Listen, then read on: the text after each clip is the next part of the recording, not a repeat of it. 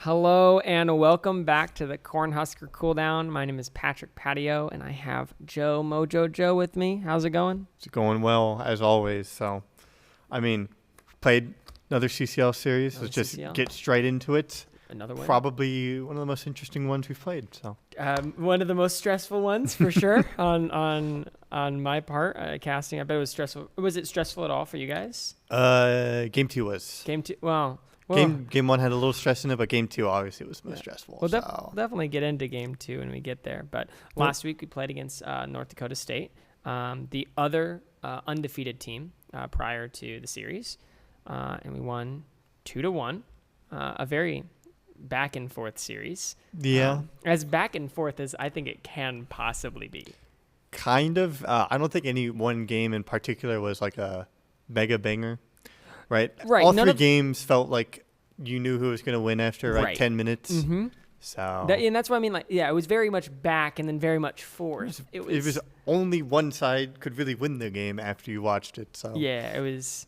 There was nothing super interesting. Yeah. And I think my biggest takeaway was how it felt like just bad gameplay on both sides. To an extent. Or for the standard that we hold, both Nebraska and North Dakota State. Yeah. I mean, do we want to get straight into Game 1? Game 1. Game 1. So we played a dive comp, Kaisa, Nocturne, Vex, that type of stuff. And it went pretty well. I think we only gave away 5 kills, which, I mean, that's good when you essentially go in and you either die or kill them. Yeah. I mean, the engages were...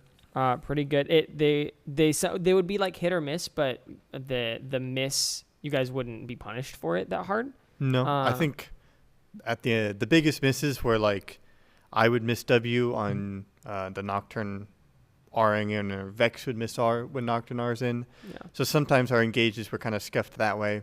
Right. I think there was one where like Renata got both me and Vex when Nocturne was Nocturne R'ing in. Mm-hmm. So I kind of scuffed that, but at the end of the day, we were able to not get punished for it, or maybe they just weren't able to punish it sometimes. I think it's because of how long range that engages. Like you're talking about, it's Vex and it's Kaisa. Those are very long. I watched the NDSU stream for a little bit, or like I looked at what the caster said about draft, and they thought, the Ziggs would be able to poke us out before, and it's like Nocturne, Vex, Kaisa specifically, it's not really possible because you're just standing so far away. Yeah, I mean, you're engaging from onto them off screen, essentially. Right, yeah. And I would say Ziggs specifically was doing pretty poorly. Yeah. He got caught out in river and side lanes a few times by Nocturne R. Yeah. So the one that surprised me was how often Kog'Maw was getting caught out. Like how often his team was not playing. Or like Chanter had a really good game too. I think Chanter did well. In Game 1 and Game 2, to be fair. Right. But, his team just wasn't around him, and then you guys were able to catch him out. Got ahead, was able to convert that lead. So It was pretty good. And they were blue side. They were actually blue side this entire series. Yes, so we had side choice Game 1 and Game 3, and we chose red, and then they chose blue Game 2, so ended up working out that way. Yeah. I guess we had different priorities than them, so. Yeah, I mean, they clearly wanted the Ziggs, because they first picked it every single... Oh. I like it. Definitely a priority pick. So I guess that leads us into Game 2. Game 2 was a bit of a disaster class. Game 2, we set ourselves really far behind early with the gank bot lane, and then 3 kills were given over for nothing. Mm-hmm. And then after that, it's just become super hard to play because they have Skarner, Rel, and Ornn.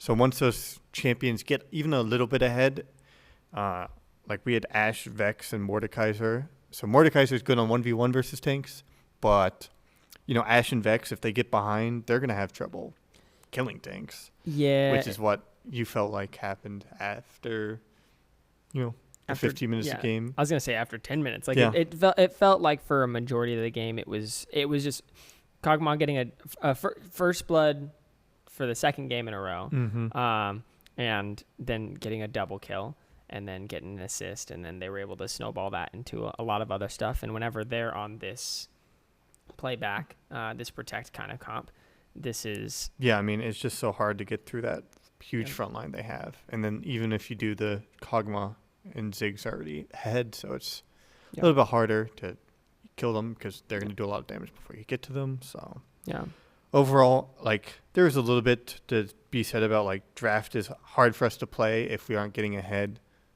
But at the end of the day, we made some poor plays, especially early on. And then we tried to keep on making plays, which probably, like, some of them were probably not the greatest, but you have to take your chances. Yeah, some of them you just have to. You just you have to some of them maybe there should have been more thought put into the play, because like I'm mainly thinking about that initial. I've thought about that because the initial one was obviously bad, and it's mostly bad because you're opening up. Like, we knew Skarner was heading bot side, so we're opening ourselves up to the counter gank, especially if we just don't, like, one-shot one of them. Yeah. I think the big kicker with that one was that, because you have to one-shot them. But the other play was, like, you can just zone Kog'Maw off the wave. Yeah. Like, because Jarvan had a faster clear, you can get there first, and because the wave was shoving into you guys. But it was definitely an unfortunate series of events proceeded, and the engages were a lot less clean in that second game. Which was there any reason why is that kind of the reason why we swapped it up in game 3? Yeah, it's just we felt a little shaky after game 2, so we just decided we're gonna play comfort champs and play champions that don't necessarily need to make a ton of plays or stuff that can deal with tanks more easily. So what do you guys do as a varsity team to, like, kind of, like, mentally reset? Because, like, whenever things go really poorly and it's a series, you have to figure that out. I mean, usually we just talk about, like, what went wrong. So usually it's like, hey, this first gank went wrong, and then it's just hard to play the game afterwards. So we don't need to think a whole lot about stuff afterwards because, I mean, we're just trying to make plays. And at the end of the day, mistakes are more likely to happen when you are just looking for desperate plays. Okay. So then we just talk about what we want to change up from the game we lost or whatever. So if we want to change a ban, this time, like game 3, we banned Kog'Maw over Seraphine, which worked out pretty well for us. So yeah. And usually it's just coach also just saying that, hey, we messed up, and, you know, he knows that we can play better, so just go into the next game and just do better. So. Yeah, just play good. Just get good. Yeah. That's it. But game 3, you guys had a pretty big change in the draft, going to Jinx, Veigar, Braum, Ivern. Yeah, so we changed the Seraphine ban to a Kog'Maw ban. They first picked Ziggs still, but then we did Jinx, Veigar, R1, R2. Now, I don't think Jinx R1's fine. I was a little bit pushed back towards coach on Veigar R2 because it sort of locks us in super heavily, and it is a counterable champion if you know what you're doing. Yeah. But they picked Seraphine Gwen B2, B3. Right. So they were sort of going for the idea of Deathball comp. You have the Seraphine and power up the Gwen, or eventually what they pick is Renekton. So but then we just picked a standard, very, very scaling, very front to back, very protect the Jinx type of comp. I was definitely expecting this game to be a lot longer. Yes. I do think by the nature of it, it's like if specifically our comp gets ahead, it starts to snowball a lot more. Because you're protecting the Jinx, and that Jinx is really fed, so just a lot of damage before you get to her. And then Ivern's really fed, so it's you have a lot more shields and heals, and you have the Braum and the Ornn that's fed, who's just a lot more tanky now. Yeah. So and it was with a Chemtech sold too. Yes, that was the cherry on top. So it's actually insane because both comps use Chemtech sold insanely well. It's so well because like. I think our team comp uses it well with Ivern specifically. But their comp has Renekton, who has healing. Gwen. Senna has healing. Right. Gwen has healing. And Seraphine, who has healing and shielding. So it's like... Their team was like, we need... like if they got all 4 Chemtechs... That would have been really hard. Scary. I mean, who builds... I mean, someone's got to build I built anti-heal, but the anti-shield would be interesting because I don't know. Yeah, who's going to build? Oh, what is the name of that item? Serpent's Fang. Serpent's Fang. Yeah. Someone's got to build it. It's probably going to have to be, honestly, Vigar maybe. I mean, he does infinitely scale, and he was going like a tankier thing, so. It wouldn't have been the worst. Yeah. But I think just game 3, what changed was our initial plays worked a little bit better. And then when we do get ahead, I think we push our leads really, really well. Yeah. So. And I think that's a really good thing to like kind of join into this, which is the play of the series, Beware of Space. Jerry, congratulations. I think he was a big reason why whenever we would get our leads, he would be a very big part of that every single time. He's certainly a very good early game jungler. He plays very well towards his lanes and able to get usually mid or bot lane ahead. And Isaac does well enough to where he did have a few solo kills this series. Yes, he did. He was killing it. But Jerry just impacts the early game a lot, and he did, and especially in our 2 wins, he did a lot of impact. Yes, absolutely. I mean, like the Nocturne was extremely pivotal in that first game, and that last game, the Ivern had a lot of. I mean, it's Ivern. It's Ivern. You shield he a bunch. Hit the Q level 1 for the first blood. We need a montage of just Ivern, like a dubstep montage of just pressing E. Yeah. I love it. Well, he had 12, 6, and 37 for 8.2 KDA. Congrats. Pretty good. Good job. Especially when game 2 went disastrous. Yes. You're Ivern, or you play Jarvan and Nocturne, and you're only getting 6 kills over 3 games, so it's not that bad. Yeah. No. Really well done. But across the rest of the league, we have the week went kind of as expected, a little bit of a twist, but DSU versus Augustana. DSU won 2-0. Obviously. ISU versus UST. ISU won 2-0. Yep. And we were expecting SDSMT to beat BVU. We were not expecting BVU to forfeit. They forfeit, and they have said they've dropped out of the league now, unfortunately. So we won't be doing anything for them. We were supposed to play them this Monday. We were gonna. Nothing's happening anymore. So no, I hope everything's okay with them. So I hope they come back. They've been here, but I believe that they've been in CCL before. So definitely hope they can make another league team and be in this. But we're halfway through the season. A little bit over half, but yeah. And we have rankings like basically for the entirety of the. We have standings now. Standings. We'll go through the standings. Do you want to go top to bot? I'll go top to bot. Number 1. We got Nebraska. Nebraska Esports is leading the top 4-0. 8-2 in game score. We were expecting this from the beginning.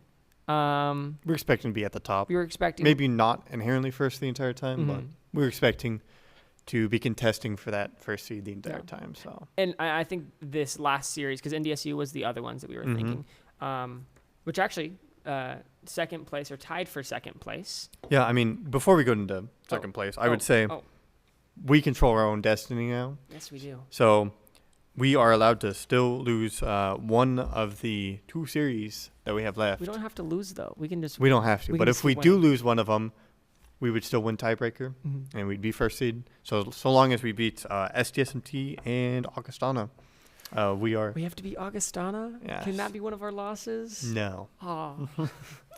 But yes, we control our own destiny now. So we should be first seed going into playoffs. So yeah, absolutely. Getting that crucial bye that we haven't gotten in the past. So usually NDSU is the one who takes that up. So finally we can claim it for ourselves. But second seed or second tied place for second place is NDSU and ISU. They share game score as well. Yes. So they're both 3-1, and they both have a game score of 7-2. They've won 3 series, so they had to win 6 games, and then they took 1 game off us each, so they brings up to the 7. I mean, they haven't played each other yet. I believe they play each other in 2 weeks, if I remember correctly. That'll be a series. It'll be a very, very interesting series to watch. It'll be a crucial one for both of these teams. Yes, it will. We're also expecting them to continue to win until that moment. Because also as well, the second seed also gets a bye, so this is probably determining who's getting second seed, unless like DSU makes a run, which they could. They could. Because they're technically fourth place. They have a 3-1 score as well, but they're only 6-2 in game score. Right. So they're technically just below both NDSU and ISU. I mean, do you want to talk about them? No. I mean, yes, I can talk about them. I mean, they had a pretty good showing into us. Honestly, I think they like it wasn't like we didn't like steamroll them like how it could have been. They did have a showing, and then they haven't dropped a game since then. Nope. So definitely expecting them to try to put up a good fight. No. And trying to lock in that fourth place spot, because for the LAN, that's the cutoff. Yeah, I mean, to be fair, looking at it right now, they really could go up to second seed if they win out, essentially, which is always possible. But the only other team that really has a chance of doing anything is SDSMT, who is 2-2 at the moment. 2-2. 4-4 game score.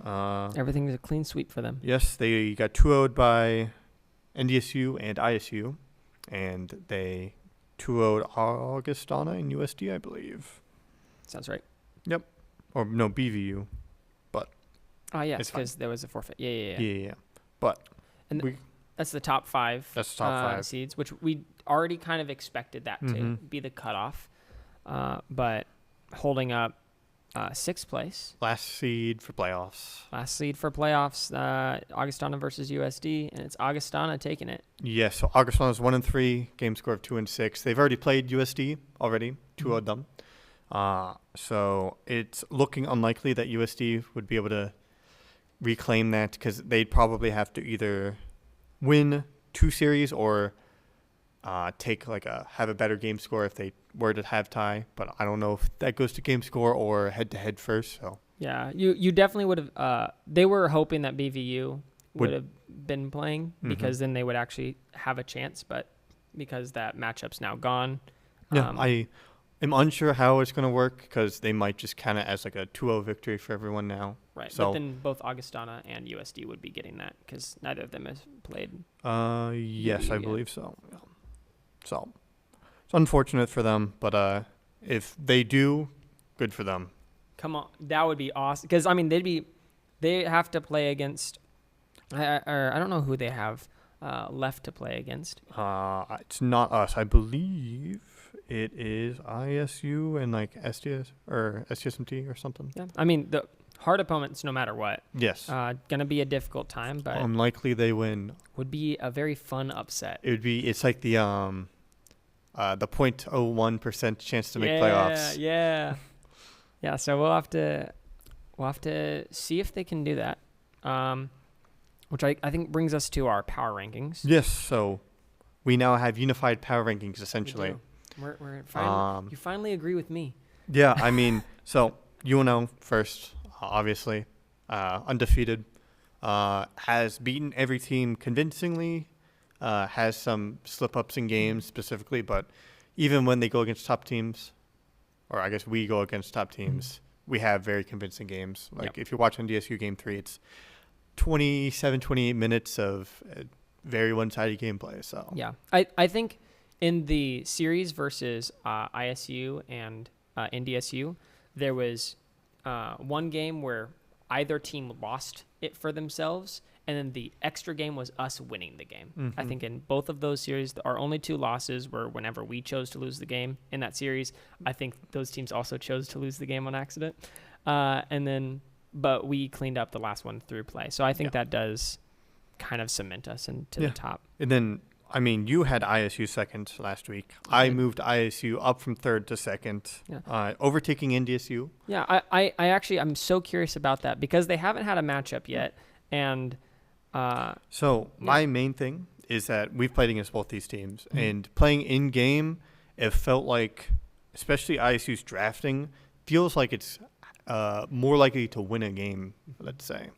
Whereas NDSU, especially game 1, I mean, if you look at their game 1 draft, it's like you have Ziggs, you have an Udier in there. I mean, you're picking Renata with Kog'Maw, which is not the best pairing. It's an okay one. And then you have Poppy as your front line. And it's like, when you're, I guess, easily read in draft, when you're picking Ziggs and Kog'Maw, every time it's becomes easier. And then just in game, I'd also say it's like, as you said, the game we lost, it felt like we lost it ourselves by making poor plays. Mm-hmm. Whereas in the ISU series, while we did kind of lose it, I feel like they played overall to a better point. It was a closer game, to be fair, but we weren't like completely going in grief kind of. So no, that's super fair.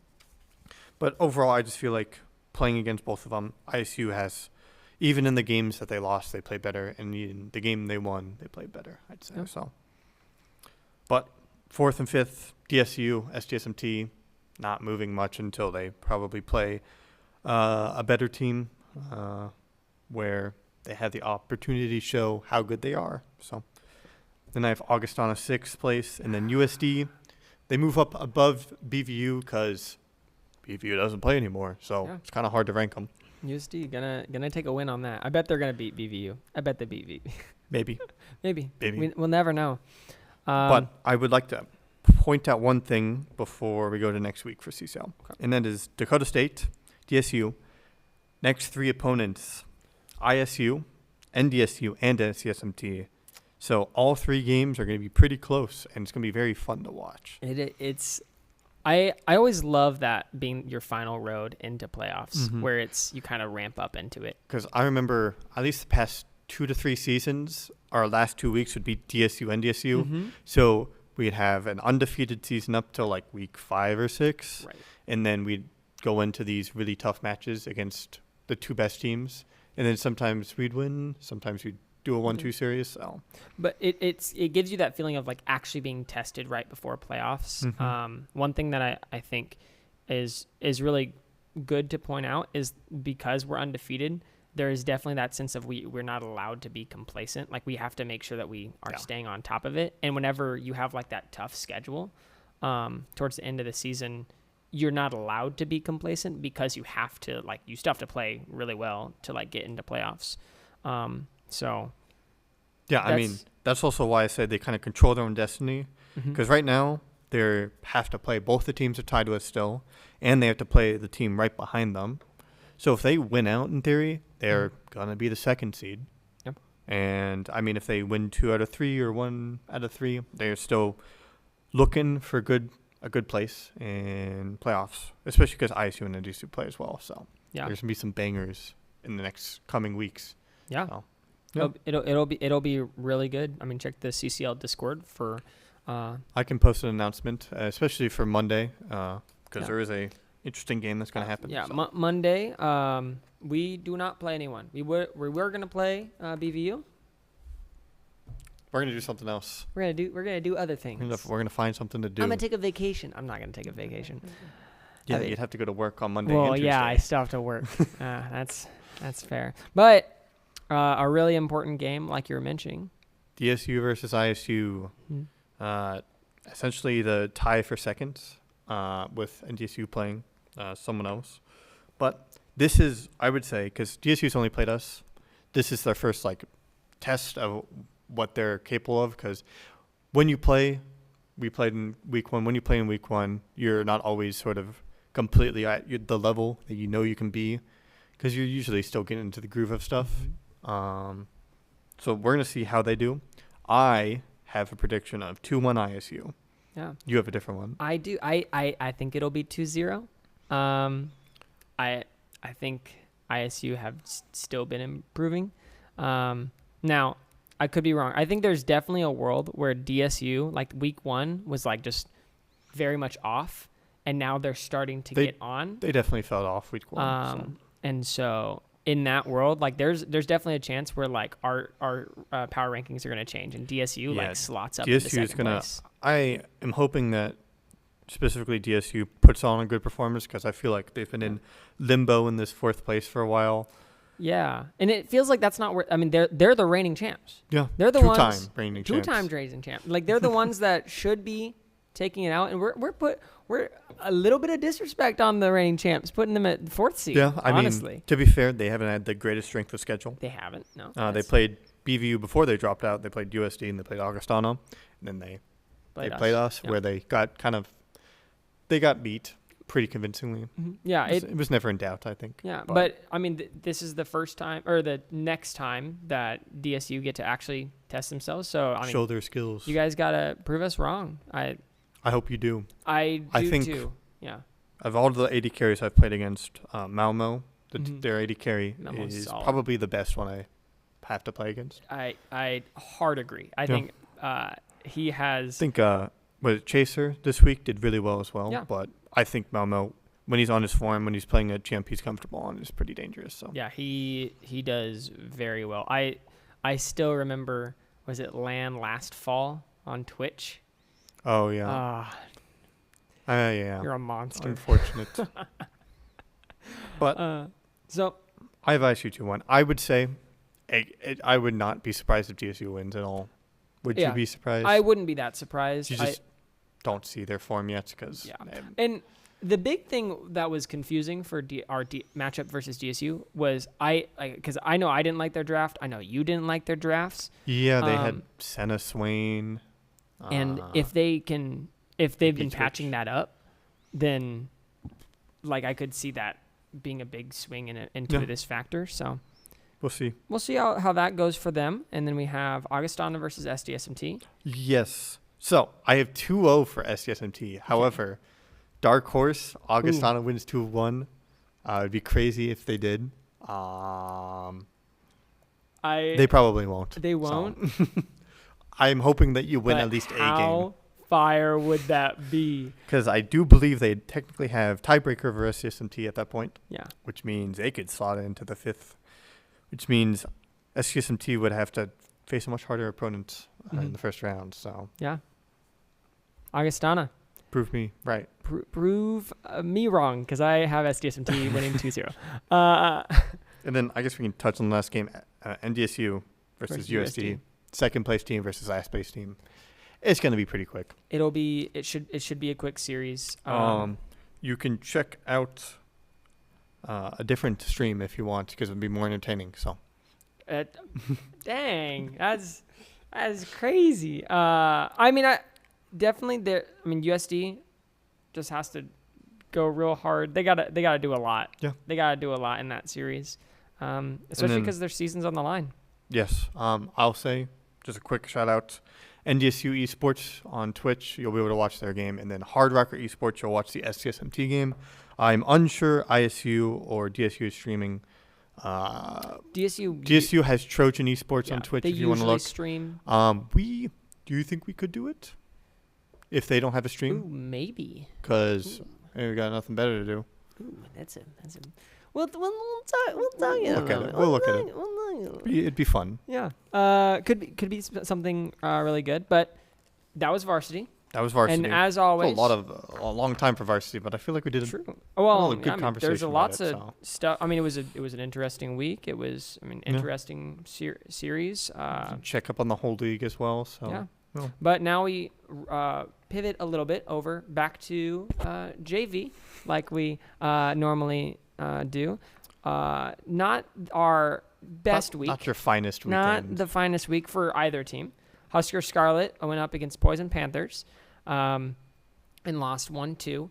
Both of them were undefeated teams at the time, and it was a pretty rough series. Yeah, I wasn't able to watch the series entirely. I was at the home football game, so it wasn't Alex, varsity mid. It was an interesting game, very boring. But I was able to catch the tail end of the Husker Scarlet series. Game 2 and a little bit of Game 3, kind of got tuned out of it.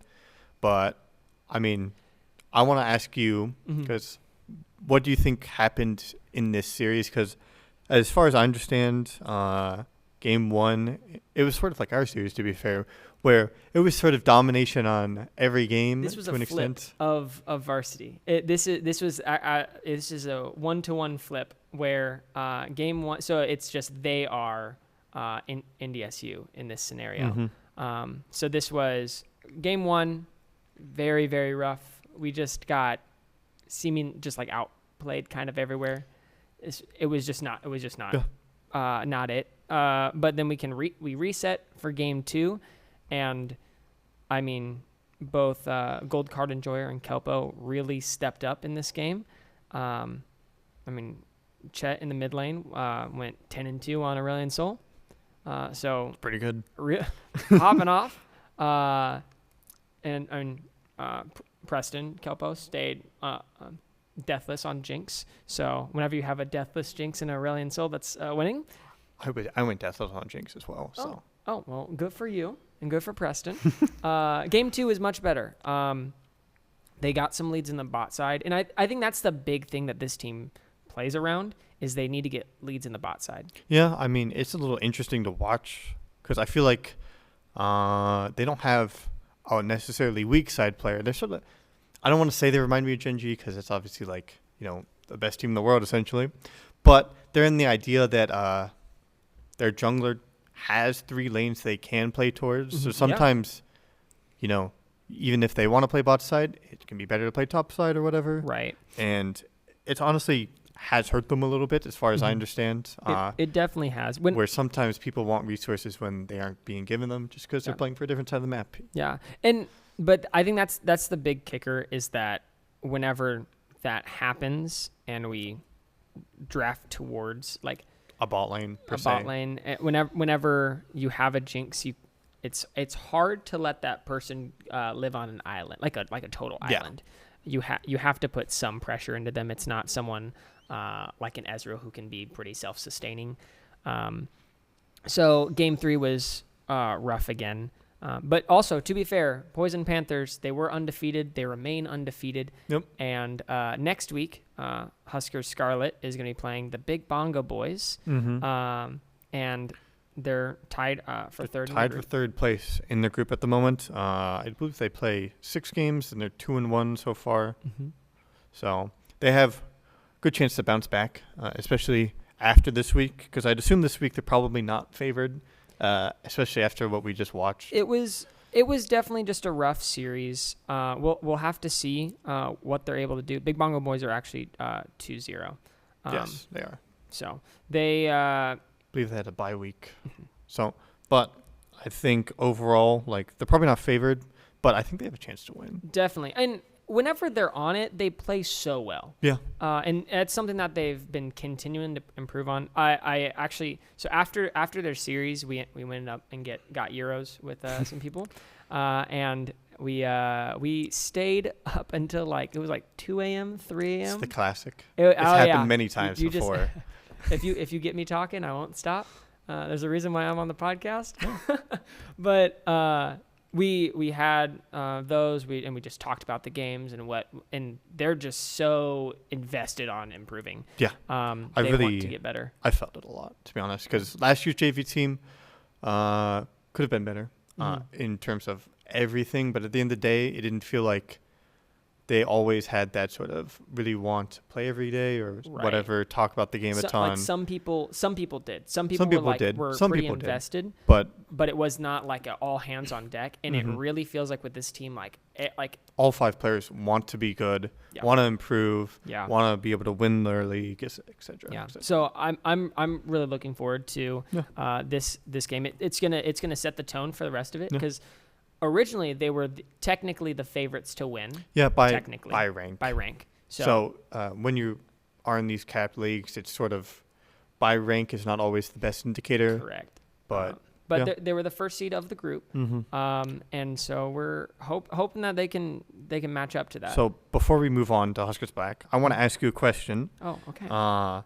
So Risen is Fearless Draft. Risen is Fearless Draft. So adjusted Fearless draft. Adjusted Fearless, so you can't play the champion you played. So if I picked Ezreal, I couldn't play Ezreal for the rest of the series, but he could. I could. If he's on the enemy team. Yeah. And then the bans also don't carry over. Yes. It's not full Fearless. It's actually really nice. The kind of Fearless, it's less punishing, but it's still quite a bit of variety. Yeah, it helps. It just helps out a lot. But I would ask, for both teams, we can go over Scarlet just right now, but how do you think the Fearless Draft impacts them in a positive and a negative way? Is there certain roles that have better champ pools or sort of more variety, I'd say? I would say I think it helps Scarlet. I think Scarlet has I think mid lane's a little pinched. Gold card enjoyers a little bit pinched. I think basically everyone else, or maybe support as well, maybe little pinch. He's a role swap, so it's not the worst. Yeah, he performs fine. But when it comes to top lane, jungle, and ADC, they have a pretty solid pool. And I think, so does mid and support. They don't have like a... They can play more than 3 champions. Yeah. But I think it really helps them quite a bit. I mean, the one that comes to into my mind is probably Kelpo in ADC. I think they have plenty of options for that. So I think it really helps them. I think for Black, we can get to Black a little later. We just want to go over the series first, I think, because you're the coach for them. Oh yeah, okay. So let's talk about Huskers Black. We faced, or that's what we were. Yeah, we're gonna go over our Huskers Black series. We went up against Team Argonauts, who, to be fair, 2-1, pretty solid team. Yeah, pretty solid team. We did lose in 2 games. To be fair, the draft did not go as I had expected at all. Do you want to? Oh, so did they pick champs you did not expect? So it was both. So first off, we have our jungle, who actually we had on the podcast last week. Go check it out. He plays a lot of Viego. And so in every single one of our scrims and every single one of our games so far, Viego is always banned because he has a ton of games on Viego. And Viego was left up. And then we have... Could I ask, what were their bans, I guess? Were they meta bans? Were you seeing like the Yone, the Vi, the Maokai, that type of stuff? No, so they had 2 bans towards our top laner, who has been performing very well.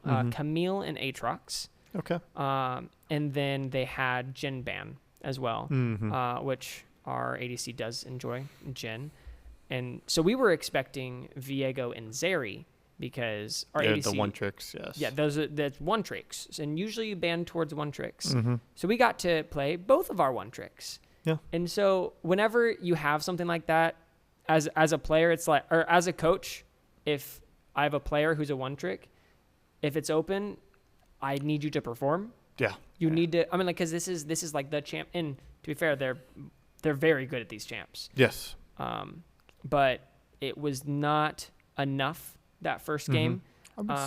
So do you want to just like go over drafts in general? Because obviously like Viego and Zeri probably don't work the best. Not ideally. But so, I'll go over the draft. For our team, we had Gwen in the top lane, Viego, then Yone, Zeri, and Nautilus. Top side's, I think, solid. Yeah. Top side's pretty solid. Bot is a little kind of iffy, but I think Zeri can kind of mold into a lot of different... Zeri, I feel like a lot of people think Zeri needs an enchanter, similar to Kog'Maw, but at the end of the day, they perform just fine without it. So I think Zeri specifically works actually really well with Nautilus. Yeah. So I think it was actually very fine. The big thing that happened in this game, though, was we were expecting them to play a pretty standard idea with this control mage mid. They play a lot of Orianna, Talia, Syndra. It was like that's kind of what we were expecting. So whenever they locked in Akali, we were very confused. They also had Udyr in the jungle, which did quite a bit of damage. We were not expecting Udyr. We weren't their ADC is typically not playing super aggressive picks, so they had Kai'Sa. Top lane was Malphite. We were expecting they were Ornn Gnar was a majority of what they play, so Malphite's kind of still fine. But definitely had a lot of curveballs in this draft. But I think draft was not the issue this game. Yeah. I think there's a lot of ways that it can be played. I think we just had a couple of really bad moments early on, and it snowballed, and we just were not watching Udyr in the jungle. Yeah, I mean, I wasn't able to personally watch the series, but I'd say like Akali is sort of a Yone answer. It's not a straight up. It's not a counter. It's not a counter, but you're comfortable playing it if you know how to play Akali. Yeah. Essentially, it picked a lot at like Worlds 2022 and stuff. Yeah. And then Udyr, I think, just thrives in the nature of like these lesser elo teams. I'd say, where it's just not always communicated properly, or they can just thrive in the chaos of stuff. We had a really bad sequence of Udyr goes mid, gets 2 flashes out. Goes top, gets a kill. Goes bot, gets a double kill. Yeah. Or I don't think he got the double kill, but you 2 kills. 2 kills. Happened, it so. was kind of a nightmare early on, and that proceeded to snowball and snowball. Yeah. Eventually, Akali was like 5-0, and when Akali's 5-0, then everyone on the team is sad. So, but not great. But game two, they bounced back quite heavly. Yeah, I mean, if you want to run us through that game as well. Yeah, so this game we got, this was a more normal pick for what we've been planning for. Obviously, whenever the one tricks are up, you pick them. But this was more standard. We had Mordekaiser in the top lane, Belveth in the jungle, Hui mid lane, which I thought performed pretty well, and then Ezreal and Mumu in the bot lane. Definitely a weirder bot lane. It's a little bit disconnected in some places. The Hui and Ezreal want to do a little bit more poking, or the Belveth and the Mumu want to sort of dive in there, get in their faces and stuff. In terms of the draft, the other option was Lux for support, which kind of matches what Hui and Ezreal are doing a little bit more. But I don't think you have the front line for it, to be fair. So I think we needed the Amumu. And I thought the Amumu, Jacob Worst performed pretty well on it. Their team had a couple of problem picks into our draft, though. I think the big one being Mundo. We you don't have a great tank killer on your team. So. Great. I mean, to be fair, Arcustorm Thomas in the top lane, dominating the early game, doing so good. And was just a menace, actually 9-5 this game. And then so they had Mundo, Viego, Ari, Jhin, and Leona. The kicker in this comp was that and this is why going back to your question about Fearless, I think it hinders Black quite heavily. We kind of constricted on picks.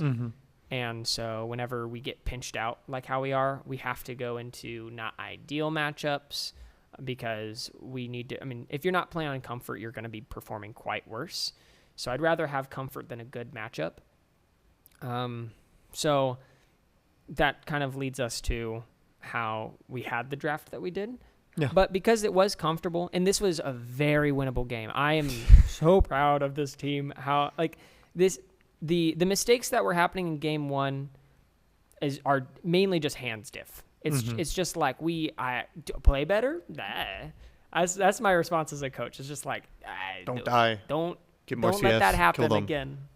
But game two, it was we were winning fights, and we were having good laning phase, and we were doing a lot of different things. It was just we had a couple of really bad decisions, bad moments of just.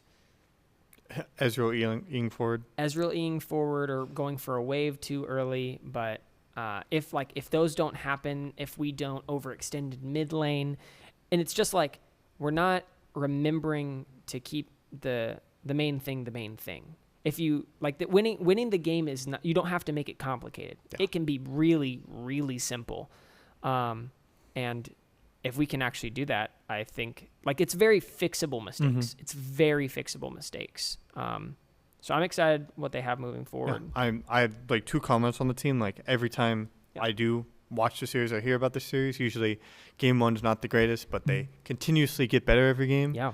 So, I mean, as a coach, do you have any ideas? We are doing a warm-up game before you guys are showing up an hour early, and we're playing a game first. Do you have any ideas of why that's happening outside of just being warmed up per se, or I think in both of the games, I think our game 2 draft fit our identity better.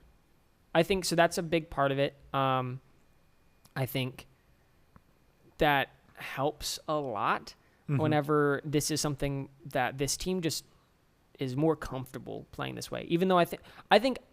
Ideally, game 1 draft is probably better than game 2 draft in this series. In theory, maybe. But with this team, game 2 draft just fit how they play so much more. They were able to play for topside and then kind of rotate that around, and it was pretty good. So I think that part of it is definitely on me as a coach. I need to be drafting a little bit more. I need to be drafting a little bit better. Yeah, I mean, game 1. I do have the next question about it's the same thing with Fearless Draft. How, as a coach, are you approaching the idea of fearless. Yeah. Definitely. So I mean, you have to take the first game. You have to go for the first game first. I don't think, because I think there's like two kind of ideas. Is you can think of this idea of, okay, we need to be saving all of our priority picks and like kind of spread them across the series, which I think is fine if you are expecting to win. Like if you're coming in like we're just the better team and we're just gonna win, you would kind of want those picks to kind of be spread out. I think what's more important for our Huskers Black is that whenever we have, like, we don't need to save our picks. We want to strike a blow fast, early. We want to do it now, which is funny because game 2 is usually our better game. But ideally, like game 1, we just throw everything that we can at them, and then if that can get us a win, we can ride that momentum into game 2. So definitely, it just starts from just a normal draft preparation, getting what is all of their past games. I look at their match history and have they played Ranked Flex as 5 before? What kind of stuff are they playing whenever they're playing Ranked Flex 5? Because I remember maybe it was last year that no it was whenever we were playing on that on our amateur team, and there was a series that we played against a team where the comp that they picked game 1 was the exact same comp that they played the game before in Ranked Flex, and we just didn't look at their match history. So I will never not look at their match history again. Well, but it's normal setup because I just want to hit them hard. Yeah, I mean, I would expect if it was like a full fearless, it'd be a little bit different. Yeah, but fortunately, I don't think many leagues will have full fearless unless it's like a high elo league. Yeah, whenever you're at this low elo, you can really expect people to not have deep champ pools. Yeah. So having full fearless would make this very difficult. Hopefully one day I get to play in a fearless draft or league, I guess. Yeah. I do know that Husker Scarlet had a scrim where it was full fearless. Yes. And they hated it. I would love it. Yeah, well, yeah, because you have a pretty deep champ pool. My champ pool is so fun. But full fearless Syndra, is kind of rough. Karthus. My producer Jay is nodding at me. The Karthus is a pick, all right? Yeah. It's coming out. Okay, I'm ready for it. I'll be there to cast it. It will have terrible CS numbers, but it will do damage. 10 CS a minute. That's the minimum. I'm shooting for 6. I will tank my CS per minute stat. It's just sitting at like 8.5 right now. So yeah, but next week we're up against Ronduit Resports Roast, which is it's Conduit Esports, but it's Scooby Doo. Ronduit Resports. That makes Roast. sense. Yeah. Which that is one of our better matchups. This is one that if we want to be riding with any momentum, it's this game. Yeah. We have to win this game to really get some momentum. They're 1-2. So there's only one other team that's winless with Huskers Black and Ronduit Resports Roast. I just love that name. It's such a good name. It's so good. Definitely expecting this to be a tough fight. We're still the underdog. So Husker Scarlet should be like the expected favorites in most of their games. Huskers Black should be the expected underdogs in most of their games.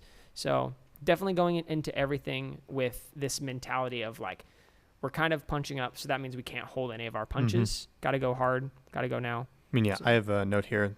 Huskers Black is tied for 6th, which is essentially tied for last in the group on that win list. I would say it's at this point in time, I'd expect, because the top 4 of the 7 teams in each group make playoffs, and I'm expecting Huskers Scarlet to make it. They should. And I hope Black makes it, but it's looking unlikely at this point. We have to win this series if we want to stand a chance. Because if we lose this one, we still have to play against the number 1 in this, the number 1 in our group. And I just think overall you need the series just because it's on a lower team, and you have to get your first win and ride a momentum into other series as well. So yeah, definitely. So I guess, do you have anything else for JV or Risen in general? No, really. I think we've been doing well for Scarlet, so I think we have chances to make quarters, semis, maybe even finals if we massively improve our games in some points. We're going to work on that macro. Yeah. Don't in early game. But we may enter early game, but... Yeah, don't do what Varsity does. Well, they didn't. They did the opposite. They did the opposite. Do what varsity. We'll do the winning part. Don't do what varsity did. Don't lose like we did. Yeah. Win like we did. Yeah. I like that. I like that. Yeah, that's good. That makes sense. Yeah. I guess make sure that you stay tuned. We got some announcements that'll be hopefully coming up. JV games on Saturday once again.